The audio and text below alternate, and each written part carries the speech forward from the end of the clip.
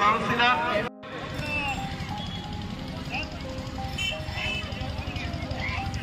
Secretary আছেন তারা March first অনুষ্ঠানে চলে যান। যারা সার্কেল সেক্রেটারি আছেন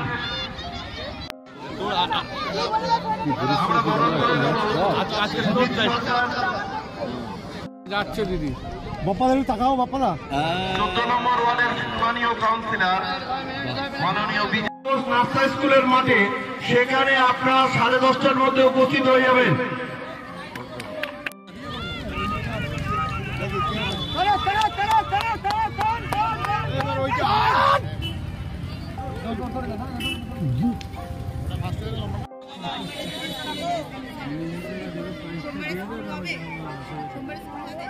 আমি অনিন্দিতাকে একটু মাঠে আসবার জন্য অনুরোধ করছি। অনিন্দিতা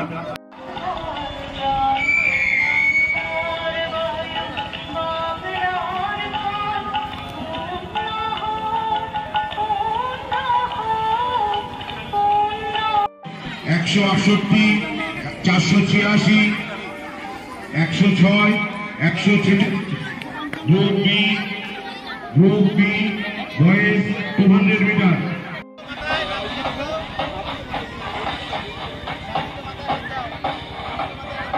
হাত তোলো ওইদিকে তাকিয়ে, স্যারদের দিকে, ম্যাডামদের দিকে তাকিয়ে হাত তোলো ওইদিকে। সম্মানীয় কাউন্সিলর ভেতরে ঢুকাটা বরণ করে নিচ্ছি। ফেমে গুলিয়ে যাচ্ছে তো। 582, 143 group C 200 metre. Group C 200 metre বালিকা। প্রবীর বিশ্বাস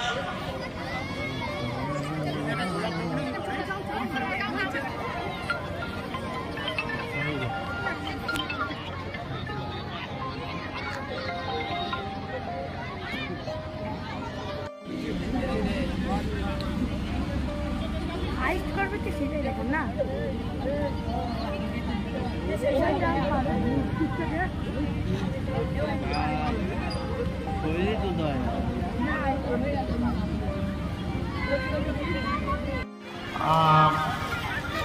পুষ্পস্তবক দিয়ে সম্মান জানার জন্য আমরা বিশ্বনাথকে অনুরোধ করছি।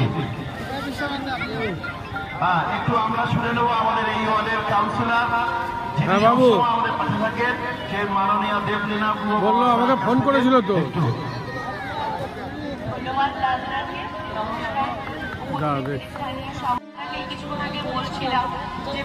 হ্যালো, হ্যাঁ বই ঘরের বাবা বলছিলাম, ওর হয়ে গিয়েছিল বললো, ওর দিদি গিয়েছে, একটু বলে দাও না।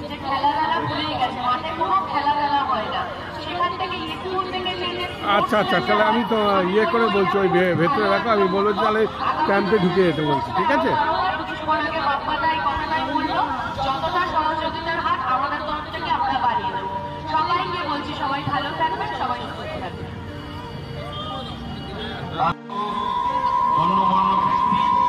উপস্থিত ছোট ছোট ছাত্রছাত্রী, এই বিদ্যালয়ের এবং এই চক্রের সমস্ত শিক্ষক শিক্ষিকা এবং অভিভাবক অভিভাবিকা, আজকের এই বিপর্যয়পূর্ণ পরিবেশে এত উপস্থিতি দেখে সত্যি ভালো লাগছে। তো অনেকটাই দেরি হয়ে গেছে আমাদের, আর কিছু বলার নেই। আমি এই ক্রীড়া প্রতিযোগিতার উদ্যোগে যারা আছেন তাদেরকে বলবো খেলা এবার শুরু করার জন্য। সবাইকে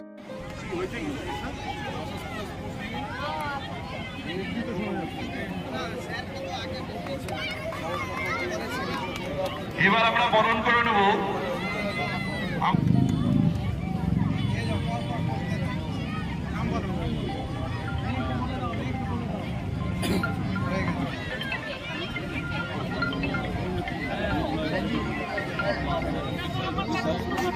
ভেতরে কিন্তু নেক্সট আমরা বরণ করে নেব।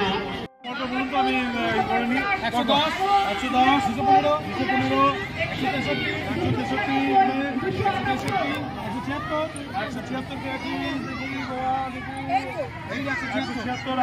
সামনে 583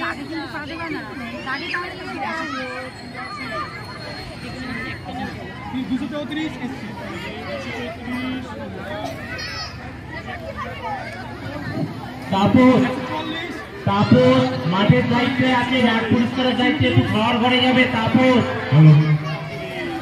কেস নাম্বার 582 582 কেস নাম্বার অংশগ্রহণ করেছে তাদেরকে ভালোবাসা, শুভেচ্ছা এবং সকল শিক্ষক শিক্ষিকা একত্রিত হয়ে যে আজকের যে প্রোগ্রাম, দুদিন আগেই প্রোগ্রাম হওয়ার কথা ছিল, যেহেতু রাজনৈতিক বিপর্যয় হয়নি সেই ক্ষেত্রে যত শিক্ষক শিক্ষিকা আছেন আমাদের রানাঘাট আন্দোলনের প্রত্যেককে ধন্যবাদ জ্ঞাপন করছি।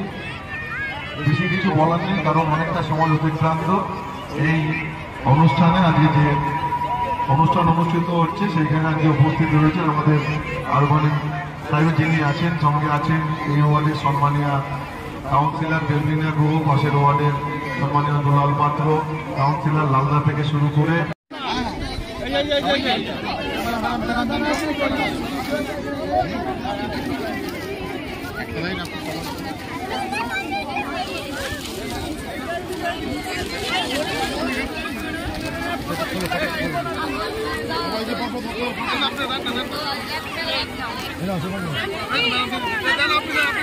এখান দিয়ে আস্তে আস্তে মাঠের বাইরে পরপর লাইন করে চলে যাও।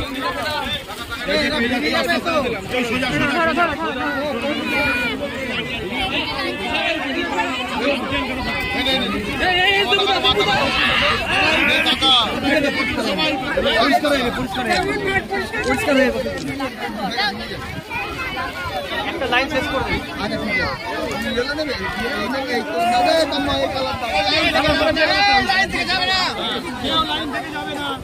লাইন লাইন লাইন দো ঠিক আছে।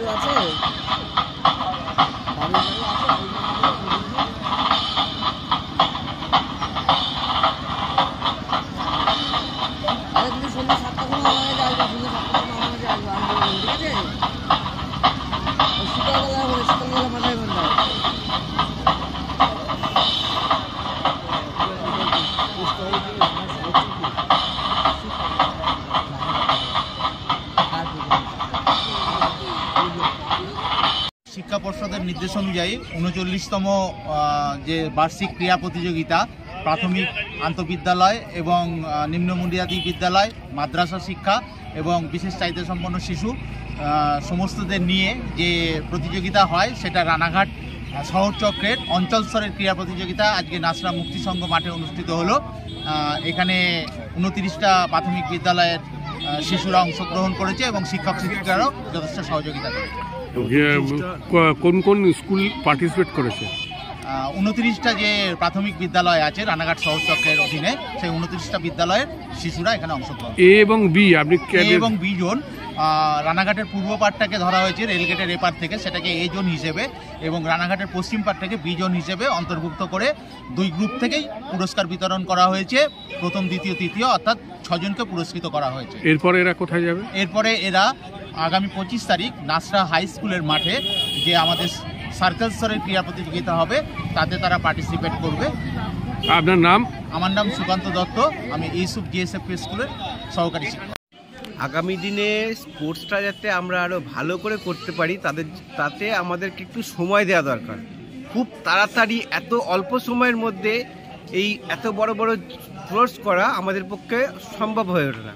কিছু কিছু ক্ষেত্রে এমন হয়ে যায় আমাদের সার্কেল স্পোর্টস কমপ্লিট করতে পারছি না, এদিকে সাব ডিভিশনের ডেট পেয়ে যাচ্ছি, কিন্তু এইগুলো তো সম্ভব নয়। আবার প্রাকৃতিক বিপর্যয়ের কারণে এবার যেহেতু পিছিয়ে গেল, এটা খুব ভালো হলো, বাচ্চাদের একটু প্র্যাকটিস করার সময় পাবে, এই হচ্ছে ব্যাপার। কিন্তু মাঠ তো সেরকমভাবে তো নেই, মাঠ নিয়েও তো সমস্যা থেকেই যায়। মাঠের সমস্যার কারণে তো আমরা আরও ফ্যাসাদে পড়ে যাই, কারণ এই সময় বিভিন্ন হাই স্কুলগুলো তাদের মাঠে স্পোর্টস করে, আমাদের সব ছোট ছোট মাঠ, এই মাঠে আমাদের মতন স্পোর্টস করা সম্ভব হয় না। এই কারণে আমরা সবাই ওই বড় বড় হাই স্কুলের মাঠের দিকেই তাকিয়ে থাকি। তা সেক্ষেত্রেও আমাদের অনেক সময় বাধা প্রাপ্ত হতে হয়, কিন্তু কি করব, তাও অনেক সময় পাওয়া যায়, অনেক সময় পাওয়া যায় না।